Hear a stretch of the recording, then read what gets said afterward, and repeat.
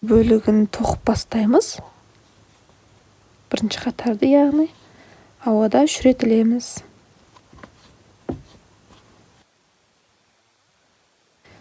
Осы жерге дейін столбик накидам әдісін қолданамыз. Ол үшін крючокқа жібімізді осылай орап аламыз. Содан соң тек қара жіптен ілуіміз керек болады. Розовый жіпті қалдырамыз. Қара жіптен ілеміз.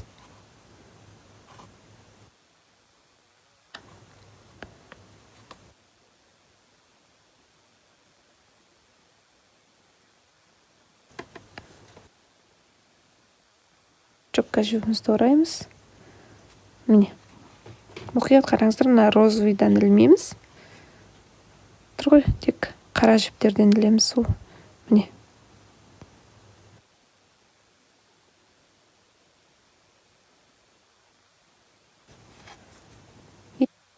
Жібетінде қара тұр, мына видеодан анық түспей тұр. Сіздерден көрініп тұрады. Міне, осылай. Анық көрініп тұр. Содан осылай ілеміз.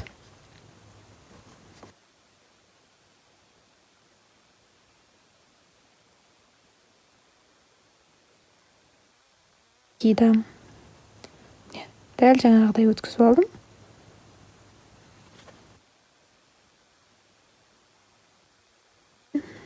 Крючокқа жібімізді ораймыз.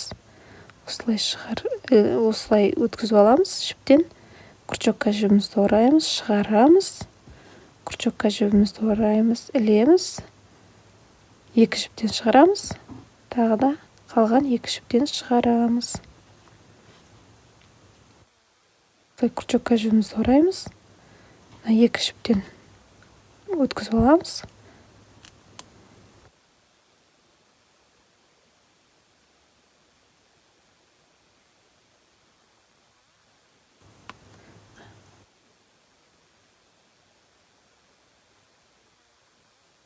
Екі жіп қалды. Крючокқа жібімізді ораймыз. Осылай екі жіптен өткіземіз. Дәл солай. Осы жерге дейін тоқуымыз керек.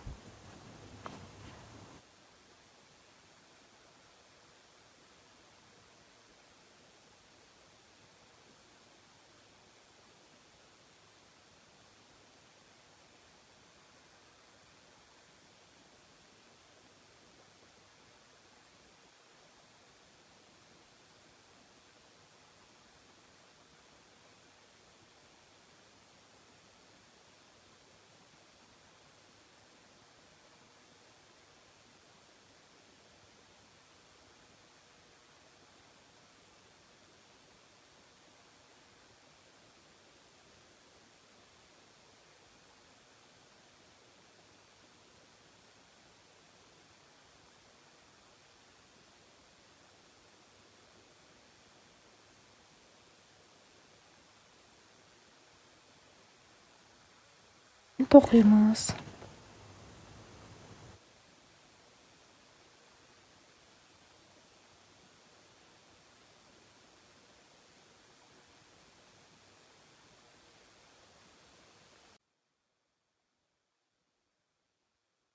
Жерге келіп қалдық.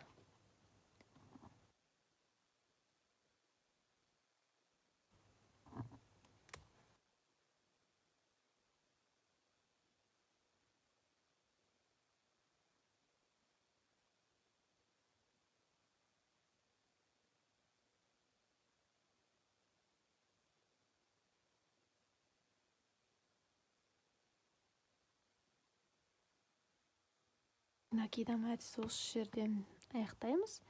Енді осы жерге дейін біз полстолбик накидам әдісін қолданамыз. Ол үшін крючокқа жібімізді ораймыз. Дәл жаңағыдай өткізіп аламыз.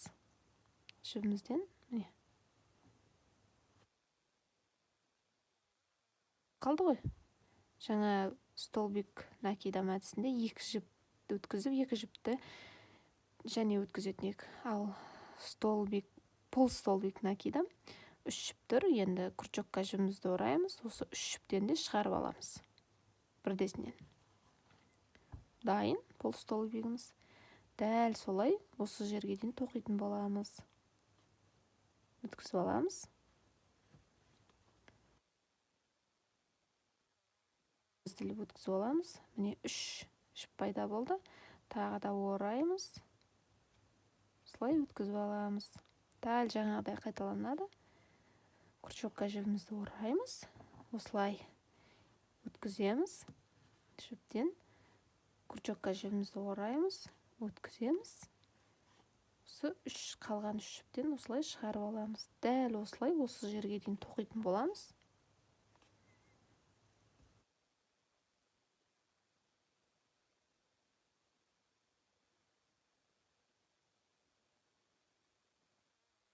Тоқып шығамыз.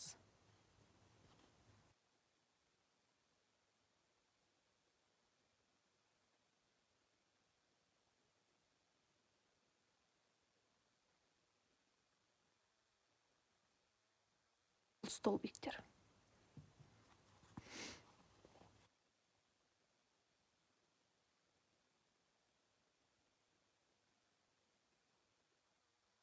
Тоқып шығыңыздар.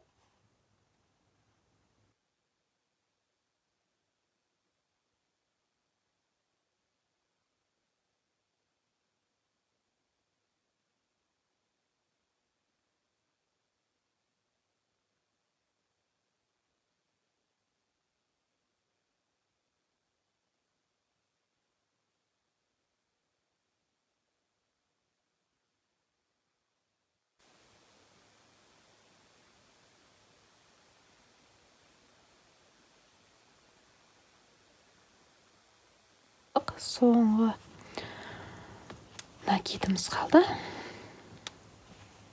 Енді қосып аламыз. Жаңа ауада шіретіліп алған дейік қой.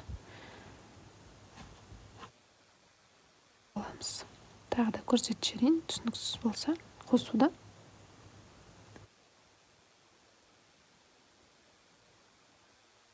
Алып болған соң, алып алған 3 ауада 3 ұя шығарып алдық қой.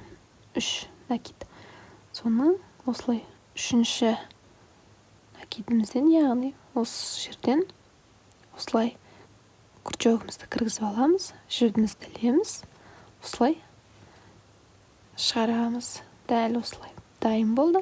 Енді ауада 3 рет ілеміз. Біз бұл жерде рельефный накидті тоқуымыз керек. Ол үшін крючокқа жібімізді ораймыз.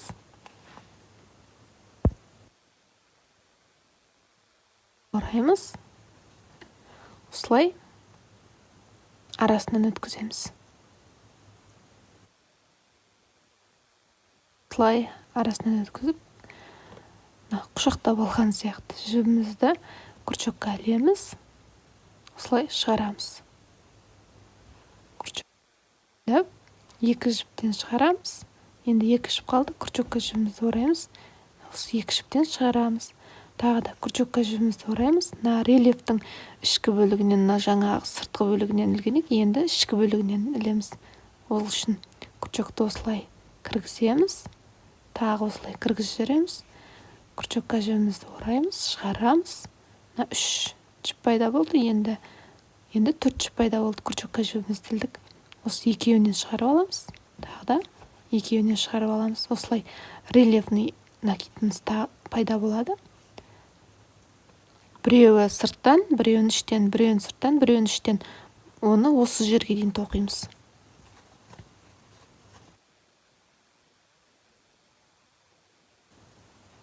Сыртқы бөлігінен ілеміз бұл жерде.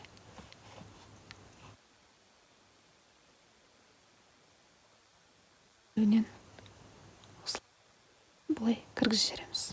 Бұл ішкі бөлігі.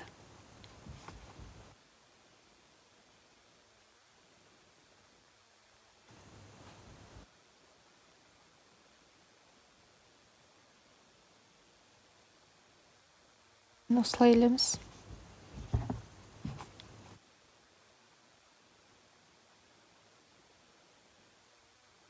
Бөлігінен.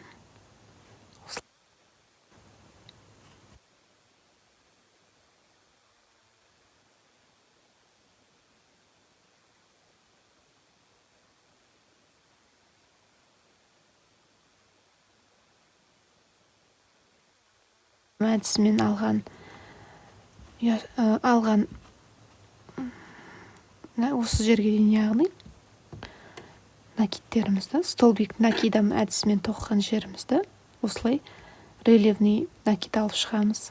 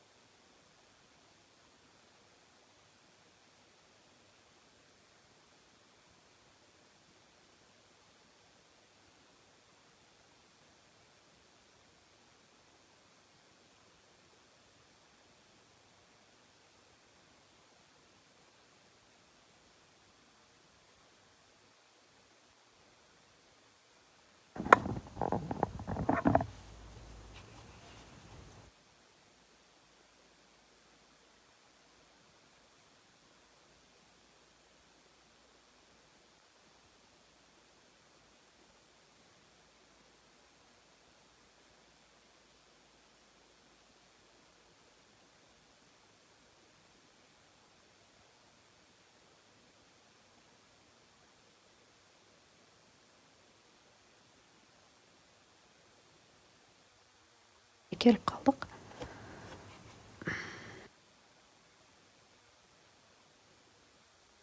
Енді әдісімен тоқыған ек қой. Бұл жерде өзгеріссіз тоқылады. Енді осы жерге дейін полустолбиктерімізді алып аламыз.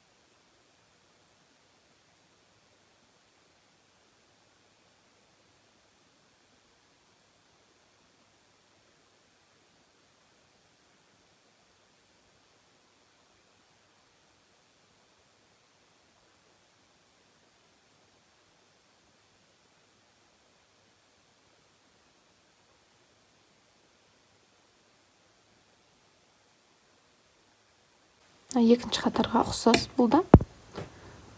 Ауада 3 ilmek іліп алдым.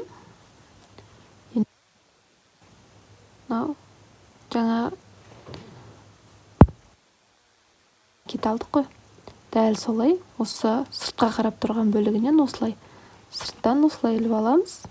Ішкі бөліктен осылай, дәл жаңағыдай ішке қаратып аламыз.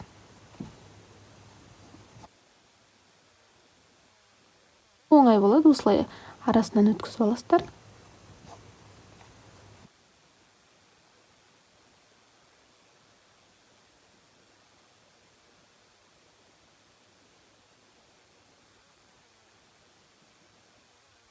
әдемі шығып келе жатыр.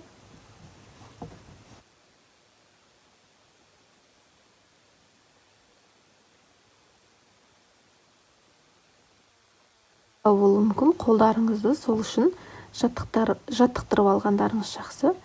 Түсініксіз болса, қайта тоқып көріңіздер. Міне дәл осылай қатар осы жерге дейін тоқимыз.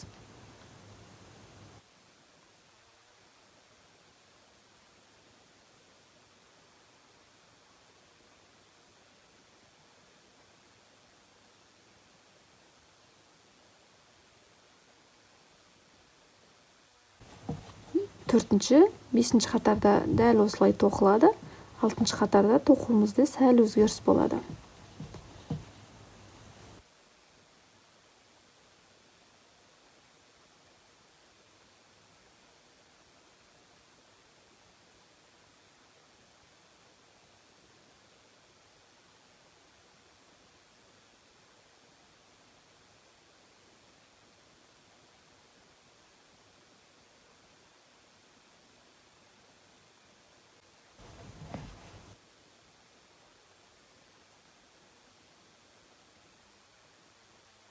Өзгеріс тоқылады, осы жерге дейін өзгеріс тоқимыз. Төртінші, бесінші қатарда дәл осы үшінші қатарды тоқтық қой, дәл солай тоқылады.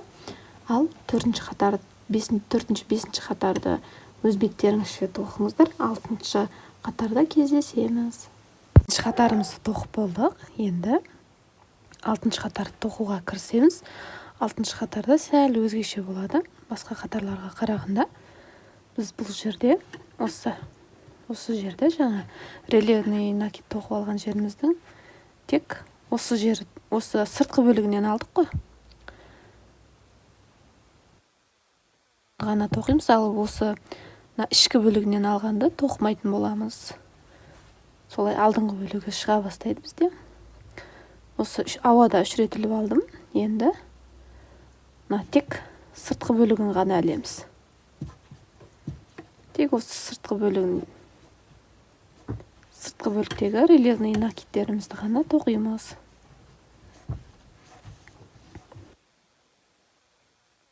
Қалдырып кетеміз, яғни тоқымай. Ішкі бөлікті.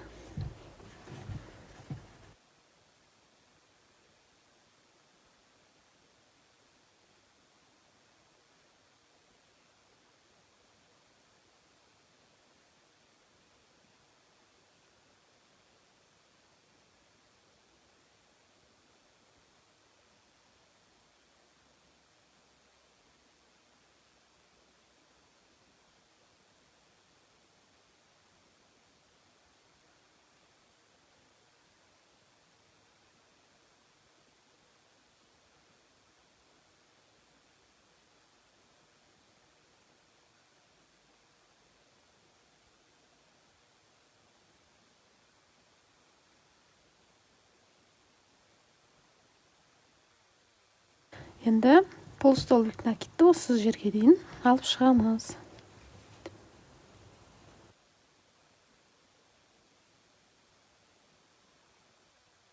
Міне тез тоқылатын аяқ киім түрі.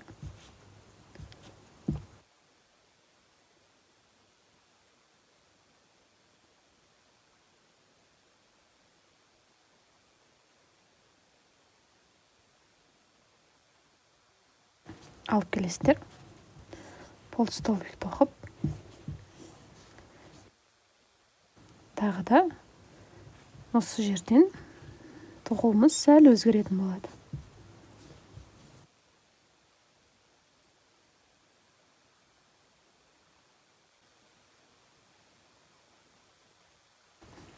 Қатарымыздың соңына дейін тоқып болдық. Енді қосып аламыз. Енді ауада тағы да 3 рет ілеміз. Енді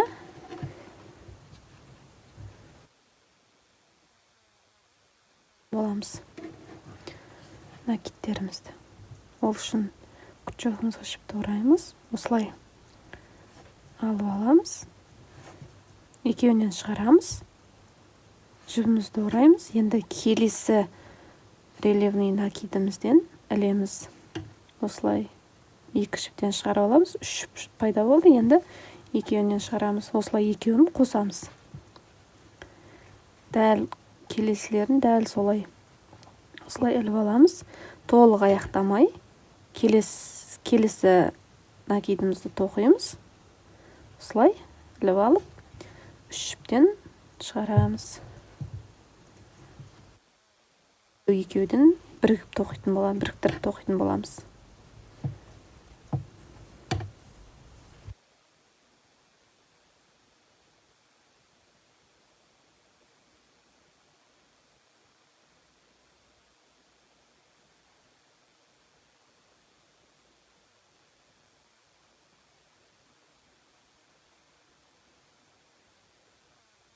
Мына алдыңғы бөлігі әдемі болып шығып келе жатыр.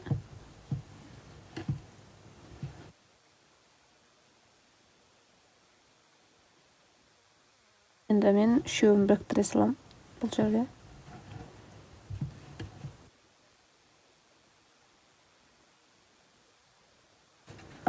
Аяқ киімнің алдыңғы бөлігі осылай шығып келе жатыр. Енді осы жерге дейін полустолбик накидтерімізді аламыз.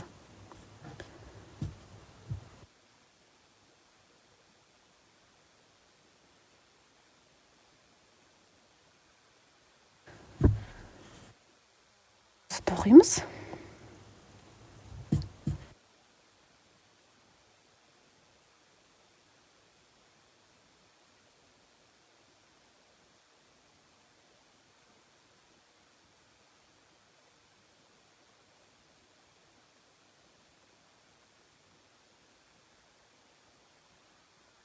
Столбиктерімізді әкелеміз.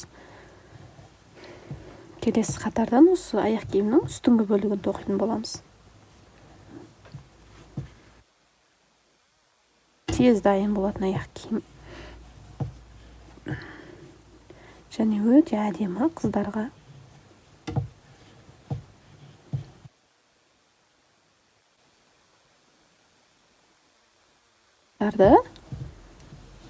Столбик без накида әдісімен тоқимыз. Бұны жаңа біз былай қарай тоқыдық, енді кері қарай тоқимыз. Яғни осы жерден мына жерге дейін столбик без накидаларымызды аламыз. Осы жерді тоқымаймыз. Рельефный накид алған жерлерімізді тоқымаймыз. Осы жерден осы жерге дейін без накида, столбик без накида аламыз. Бастаймыз.